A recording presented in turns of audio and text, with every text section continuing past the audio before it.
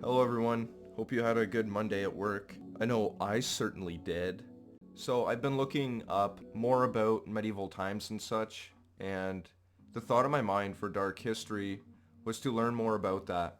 And one of the reasons why is because I feel like it adds like some type of poetic omniscience inside of life. Maybe it's like a way of me having my own type of cathartic expression through looking up dark history with people going through horrible times and wondering why that happened, and to learn a little bit more about history. It just seems like dark ages seem to be something that have been blocked out and that we can't really like overcome or like pass, and it's always something that's like deleted from the history books, but also just there to stay in like some type of a box of like black emptiness, like we're looking out in the universe. History seems so far away, but at the same time, for myself, I feel we might be closer to it than we think. So I've been looking more into detail with it, and there's been some really cool stuff that I've learned. Instead of us thinking about our plague of today, what about our plagues of yesterday? Like the Black Plague with the rats, the black rats that went around and started going on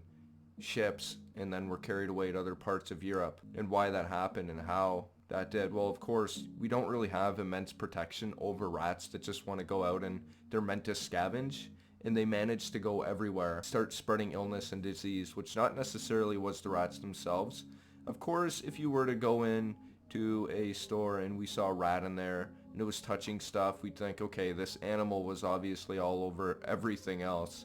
Rats are quite clean for the most part, but you can't get rid of some material byproducts that they have naturally inside of their body. Like, I have to go to the washroom sometimes, right? I go into the restroom. Rats just make up their own restroom. And I guess that's why maybe I have a podcast called The Restroom. We keep certain things where they're meant to be. And yeah, wild. So I found out that the flea that would bite the rats or would be carried on through from the rats to other places were actually infected by a bacteria. Well, the bacteria would go inside of them, it would coagulate and mix, and a bunch of stuff would happen with the proteins that are going inside of the rat. And then what happened is that once they had that bacteria in them, it would stay inside of them. And the Black Plague is the black gunk that's stuck inside them, which is literally, it's the blood that the fleas sucked out of the animals, and they hopped on other people and they sucked that out too. But it didn't come from the other people. It actually came from just going out there and sucking out of other animals, like the rats, for an example too, which when mixed with certain proteins or whichever, happened to carry the plague itself. I just read up on that. I thought that was really cool. If you know any more detail about it, or maybe I explained it in a different way, then feel free to correct me in the comments and I will put it in the edit. But this video is mainly directed towards the history of people and the idea that history is so close to us but feels so far away, right? Back in the day, things seemed a little bit really more normal, I guess, for most people, although there were more scarier things happening, like this Black Plague that wiped out like a third of the world's population, which to date, even on Wikipedia, so far as we know, that problem or that disease itself that spread, that caused a lot of illnesses, along with like pneumonia going around and such, right? That was pretty bad. It was just tough overall for these people to overcome. Anyways, so what happened was when the fleas have the blood inside of them and it's mixed up a little bit, it stays in their gut cavity and doesn't come out. And then the bacteria is eating up and doing what they're doing inside, multiplying, feeding off of, I guess, blood, and then they would vomit stuff up. So what happened is it caused them to forcibly be hungry again and then start sucking out of other people, which then ultimately is spreading of the plague itself, going through from person to person. So yeah, that's how the Black Plague spread and decimated pretty much all of Europe at the time. And back then there wasn't very many people there. There were most likely not a lot anyways. There wasn't a lot, but moving into it anyways, the history was quite bizarre too. So I found a really cool topic that popped up in my mind, or when I was reading the some descriptions and such for Wikipedia. What I found was a blue highlight that said destruction of society and population itself, and I think that is extremely poetic, and to have that there was something that me personally, I have to click on that and like be like, okay, so what are we doing with this, right? So a series of devastating events kills a lot of people, right? So the concept of the societal collapse can also include other stuff. Just for an example, to make it simplified as possible: natural catastrophe, war, pestilence, famine, population decline, and mass migration as well too. And migration will have to do with people just moving into a different area that they're really not, I guess, known to, which can cause the dark ages, if you may, which the dark ages are pretty much the lost files of life, really. For an example, if you had a phone and you were messaging someone and it just like disappeared, or maybe one day like phones won't even hold the same memory that we think that they would. Maybe even cloud networks will change as a whole.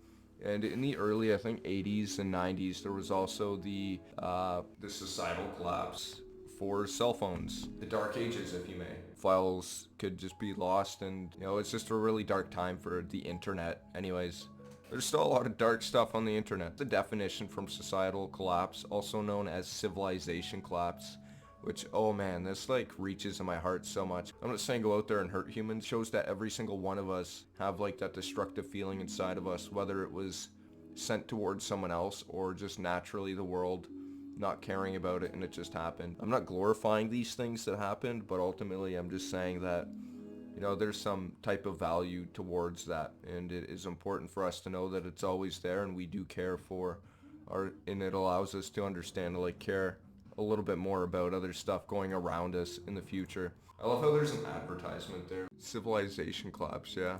Just beautiful. The fall of a complex human society characterized by the loss of cultural identity and also socio-economic complexity.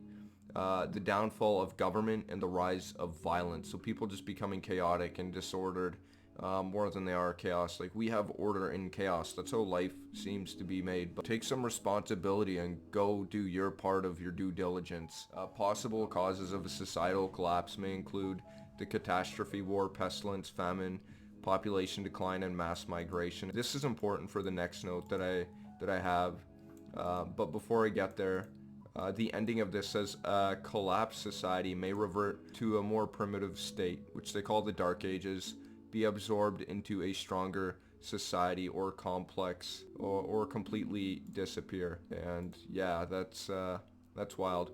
Anyway, so Easter Island is in this because I wondered like who is actually affected by this. There might be some history, because what do we know about Easter Island? It's a remote island in the middle of nowhere, and people go there, and there were actually tribes there back in the day, but we didn't know what happened to them, and we don't even question it. Right? We don't ask. We just know that it was probably a dumb place to live, this tiny island with rainfall happening consistently, which is most likely why the Easter Island heads got covered up, right?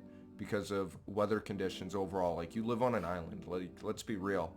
For someone to say that rain doesn't come down, you might have to be naive and like maybe have to step yourself out the door.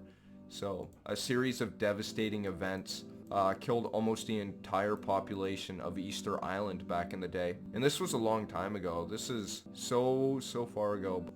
By around 1600, Easter Island society was so destroyed in their environment that society fell into a downward spiral of warfare, even cannibalism. So people were literally eating each other on this island, right?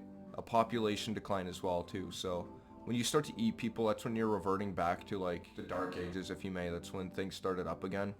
There's different routes that we could have taken with it, but we all have this purity within inside of the Dark Ages, and we have to understand that it is there. Although there's reasons why we're not there anymore, but to show that these things are sort of ingrained into people and not necessarily meant to hurt or harm other people, but maybe over time when stuff happens that's a catastrophe, it's like some type of systemic pain. As talked about in one of my previous videos that I have with the podcast there. So yeah, such devastating events that contributed to the downfall and collapse of Easter Island society can be attributed to the rapid deforestation due to the time of the Moai construction, the carvings and such, right? The big head people. Back in the day too, I'm thinking, you know what, there's probably more than just a head there. Like, these are so heavy, no one can move them. But what do we think that's underneath them? Why don't we try lifting them up? Not like pulling them and dragging them or taking a helicopter. Go from underneath and see that.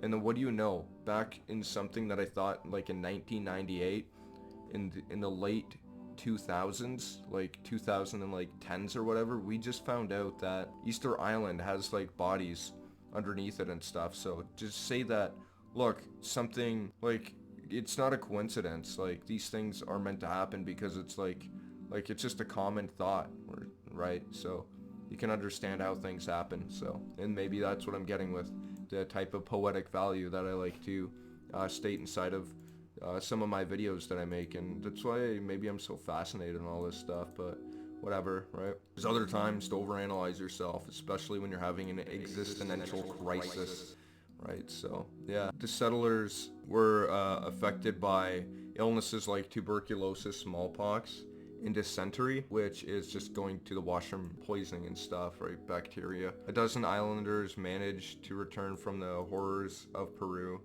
but brought with them smallpox and started an epidemic which reduced the island's population to a point where some of the dead were not even buried. So people would try to bury them to get rid of like the disease and like to pay respect to the dead people.